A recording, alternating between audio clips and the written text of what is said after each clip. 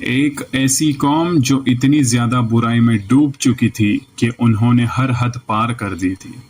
انہیں سمجھانے کے لیے اللہ نے اپنا نبی بھیجا، لیکن انہوں نے نہ صرف انکار کیا بلکہ کھلے عام گناہ کرتے رہے، اور پھر آسمان سے ایسا عذاب آیا جو سب کچھ مٹا گیا۔ السلام علیکم میرے سبھی پیارے دوستوں کو۔ آج ہم جانیں گے حضرت لوط علیہ السلام کا واقعہ، ایک ایسی قوم کا واقعہ جنہوں نے سچ کو ٹھکرایا اور اپنے انجام کو خود دعوت دی۔ یہ کہانی صرف تاریخ نہیں بلکہ ہم سب کے لیے ایک سخت عبرت ہے۔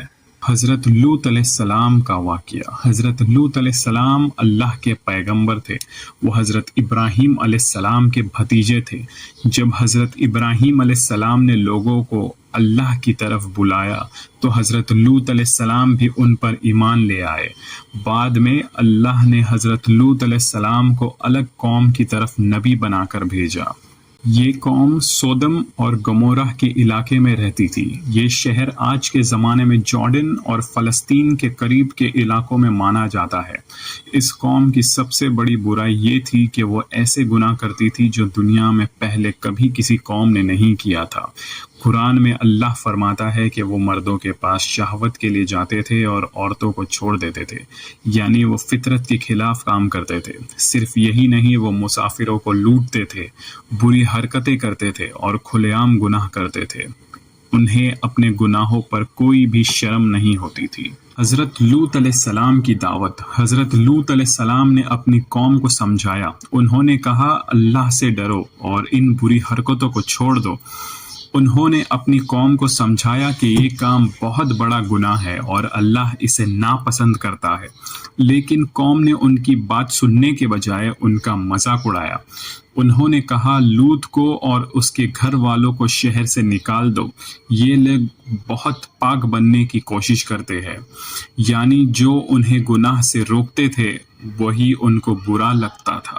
قوم کی بے شرمی۔ حضرت لوط علیہ السلام کی قوم اتنی بے شرم ہو چکی تھی کہ جب کوئی مہمان یا مسافر شہر میں آتا تو وہ اس کے ساتھ بھی بری حرکت کرنے کی کوشش کرتے۔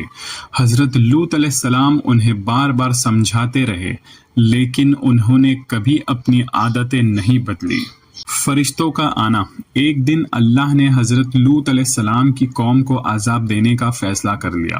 اللہ نے کچھ فرشتے انسانی شکل میں حضرت لوط علیہ السلام کے پاس بھیجے۔ جب فرشتے مہمان بن کر گئے تو حضرت لوط علیہ السلام پریشان ہو گئے، کیونکہ انہیں پتا تھا کہ اگر قوم کو مہمانوں کے بارے میں پتا چل گیا تو وہ بری نیت سے ان کے پاس آ جائیں گے، اور واقعی میں ایسا ہی ہوا۔ جب لوگوں کو پتا چلا کہ لوط علیہ السلام کے گھر پہ مہمان آئے ہیں تو وہ پوری قوم جمع ہو گئی۔ وہ مہمانوں کے ساتھ بری حرکت کرنا چاہتے تھے۔ حضرت لوط علیہ السلام نے انہیں روکا اور کہا، یہ میرے مہمان ہیں، مجھے رسوا مت کرو اور اللہ سے ڈرو، لیکن انہوں نے کچھ نہیں سنا۔ فرشتوں کا راز۔ تب فرشتوں نے حضرت لوط علیہ السلام کو تسلی دی اور کہا، ہم اللہ کے فرشتے ہیں، یہ لوگ ہم تک نہیں پہنچ سکتے۔ پھر فرشتوں نے کہا، تم اپنے گھر والوں کو لے کر رات میں شہر چھوڑ دو اور پیچھے مڑ کر مت دیکھنا۔ لیکن حضرت لوط علیہ السلام کی بیوی ایمان والی نہیں تھی، وہ قوم کے لوگوں کا ساتھ دیتی تھی، اسی لیے اسے عذاب سے بچنے کی اجازت نہیں دی گئی۔ اللہ کا عذاب۔ رات گزر گئی۔ حضرت لوط علیہ السلام اور ان کے ایمان والے ساتھی شہر سے نکل گئے۔ پھر اللہ کا عذاب نازل ہوا۔ اللہ نے جبرائیل علیہ السلام کو حکم دیا۔ جبرائیل علیہ السلام نے پورے شہر کو زمین سے اٹھا کر الٹا پلٹ دیا۔ پھر ان پر پتھروں کی بارش ہوئی، پورا شہر تباہ ہو گیا۔ ہر گنہگار پر نشانہ لگا ہوا پتھر گرا۔ اس طرح اللہ نے قوم کو مٹا دیا۔ لوط علیہ السلام کی بیوی کا انجام۔ حضرت لوط علیہ السلام کی بیوی ان لوگوں میں ہی رہ گئی۔ جب عذاب آیا تو وہ بھی انہی کے ساتھ ہلاک ہو گئی۔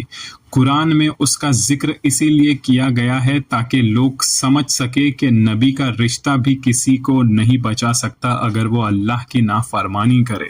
اس کہانی سے کیا سیکھنے کو ملتا ہے؟ اس کہانی میں بہت بڑی عبرتیں ہیں۔ پہلا، گناہ جب کھلے عام ہونے لگتے ہیں تو اللہ کا عذاب آ سکتا ہے۔ دوسرا، نبی لوگوں کو صرف سچائی کی طرف بلاتے ہیں۔ تیسرا، جو لوگ اللہ کے حکم کو ٹھکرا دیتے ہیں ان کا انجام برا ہوتا ہے۔ چوتھا، ایمان اور اچھے عمل ہی انسان کو بچاتے ہیں۔ پانچواں، برا ماحول اور بری صحبت انسان کو تباہی کی طرف لے جاتی ہے۔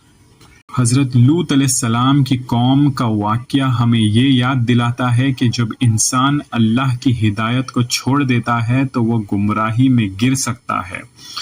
اسی لیے ہمیں ہمیشہ اللہ سے ڈرنا چاہیے اور سیدھے راستے پر چلنے کی کوشش کرتے رہنا چاہیے۔